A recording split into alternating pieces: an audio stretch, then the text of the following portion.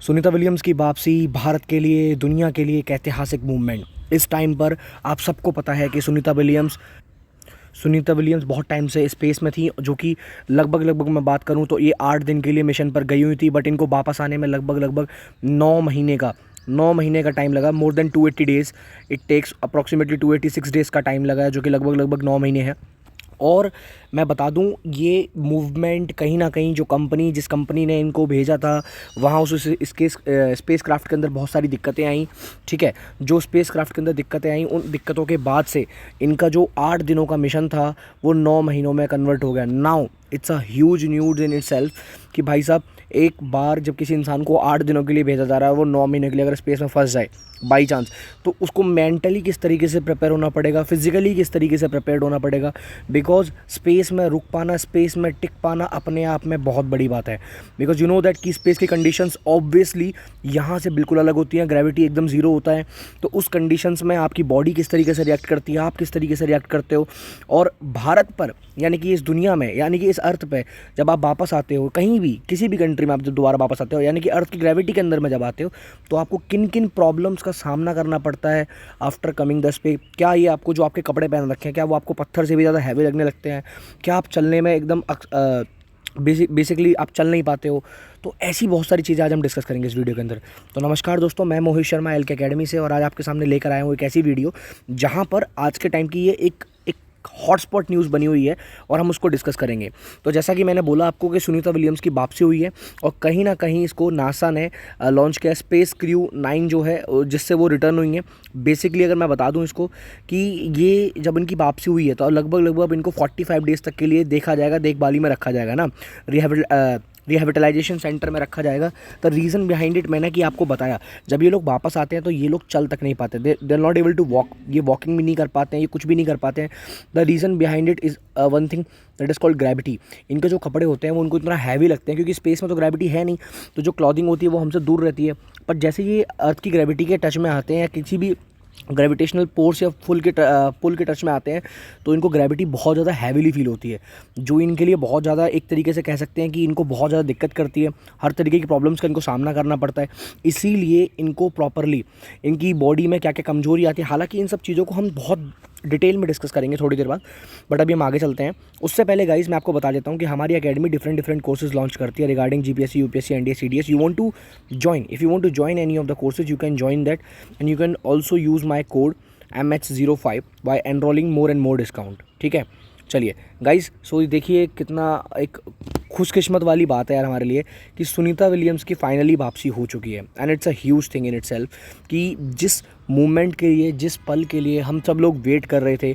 नरेंद्र मोदी साहब जब मिलने गए थे डोनाल्ड ट्रंप से, नरेंद्र मोदी साहब ने जब बात करी थी बेसिकली जो बिडेन से, तो उन्होंने हर बार यही पूछा था कि सुनीता विलियम्स का हाल कैसा है, वो कैसी हैं। तो ये भारत के लिए एक बहुत बड़ी गर्व से भरी हुई न्यूज़ है, नासा के लिए एक बहुत बड़ी न्यूज़ है, यूएसए के लिए एक सक्सेसफुल मिशन है, और कहीं ना कहीं एलोन मस्क जो कि एक और बार सक्सेसफुल रहे हैं।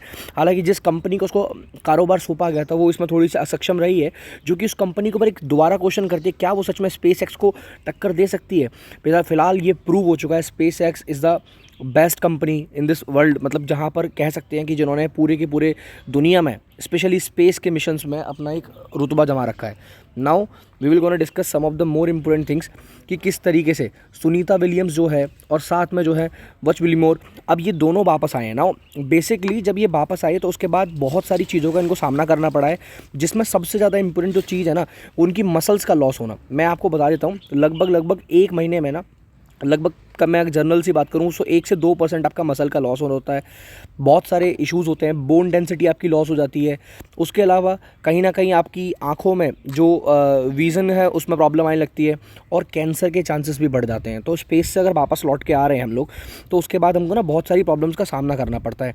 तो इन सारी प्रॉब्लम्स का जब हम सामना कर रहे हैं भाई साहब, हम देख रहे हैं, इसीलिए इनको रिहेबिलिटाइजेशन सेंटर में रखा जाता है। लगभग 45 डेज़ तक इनको रिहेबिलिटाइजेशन सेंटर में रखा जाएगा ना, उसके बाद ये सारी चीज़ें होंगी। तो जब ये सुनीता विलियम्स की यहाँ वापसी हुई है, तो अभी इन सबको निकाला गया है वहाँ से। अब जब ये जिस कंपनी को ये सारा कारोबार संभाला गया था, उस कंपनी का नाम था बोइंग। अब ये बोइंग जो कंपनी है ना, ये पूरी तरीके से अनसक्सेसफुल हो चुकी है, बिकॉज जब ये स्पेस क्राफ्ट को जब इन्होंने लॉन्च किया तो इन्होंने एक चीज़ पाया कि हीलियम गैस लैक हो रही है। अब जब हीलियम गैस जो लीक हो रही है, ये ह्यूज लेवल पे लीक हो रही थी। तो मैं जनरली बता दूं, चाहते तो अगर इस स्पेस क्राफ्ट से अगर ये लोग वापस आते तो कहीं ना कहीं दोनों की जान को पूरा खतरा था। तो उस टाइम पर नासा ने एक डिसीजन लिया कि भाई हम लोग वेट करेंगे, हम दूसरा स्पेस क्राफ्ट लॉन्च करेंगे, जो कि एलोन मस्क की कंपनी ने लॉन्च किया है, स्पेस एक्स ने, crew 9 splash blow. And this is a huge actually a huge success for the NASA, for success for the SpaceX, जो कि यहाँ पर हमें देखने को मिला है। अपार्ट फ्रॉम दैट, हमारे डिफेंस मिनिस्टर राजनाथ सिंह ने भी यहाँ कमेंट किया है स्पेस एक्स के वापस, क्रू 9 का जब वापस आया तो उन्होंने काफ़ी ज़्यादा एकदम हैप्पीली उन्होंने एक अच्छी तरीके से बताया है कि हमारी बेटी, भारत की बेटी सुनीता विलियम्स वापस आ चुकी है। एंड कहीं ना कहीं ये भारत के लिए एक बहुत बड़ी उपलब्धि है।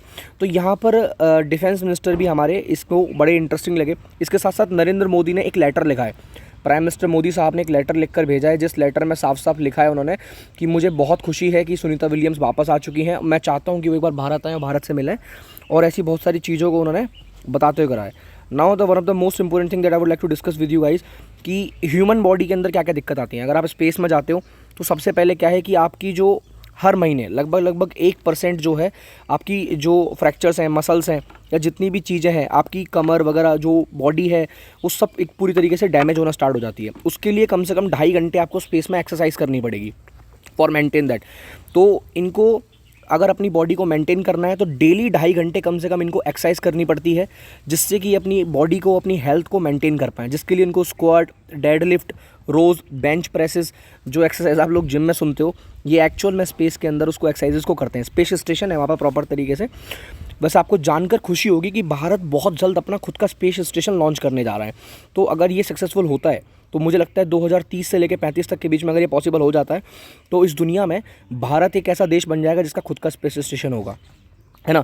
हालांकि चाइना जैसी कंट्रीज़ इसको ऑलरेडी कर चुकी हैं, जो कि कोई ज़्यादा बड़ी बात भी नहीं है, बट ठीक है, क्योंकि चाइना के पास टेक्नोलॉजी ज़्यादा है। भारत अगर ऐसी कंडीशन में आज उभर कर एक अपनी ग्लोबली एक अपनी अलग पहचान बना रहा है। उसके अलावा अगर मैं आपको कुछ चीज़ें बताऊं तो जो एक मोस्ट इंपॉर्टेंट फैक्टर है यहाँ पर, वो है कि अगर आप वापस आ रहे हो ना वहाँ से, तो आपको कैंसर के चांसेस बहुत ज़्यादा बढ़ जाते हैं।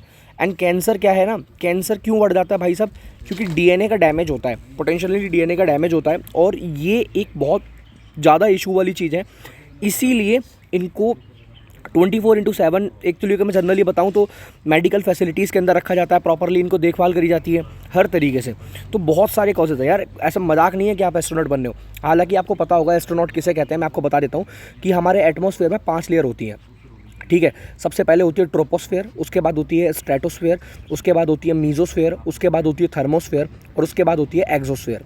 तो यहाँ लगभग 100 किलोमीटर पे, लगभग 100 किलोमीटर जैसे ही आप पार कर लेते हो और आप स्पेस के अंदर पहुँच जाते हो, यानी कि इस लाइन को बोलते हैं कर्मन लाइन। ये आपके पेपर में आ सकता है, it is very important for your paper point of view.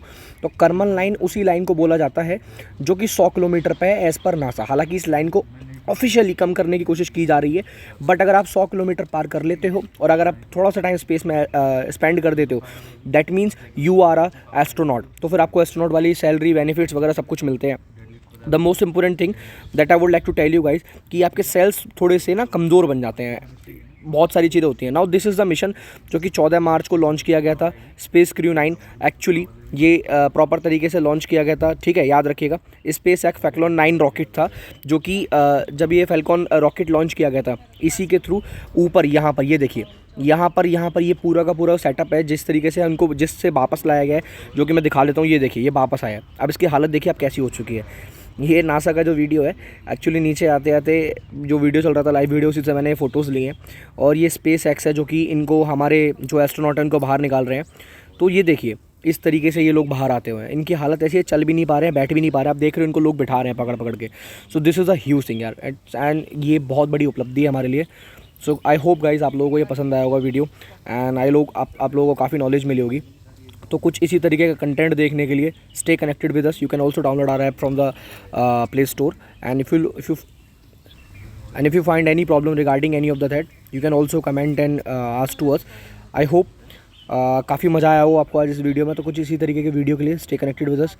तब तक के लिए जय हिंद, वंदे मातरम।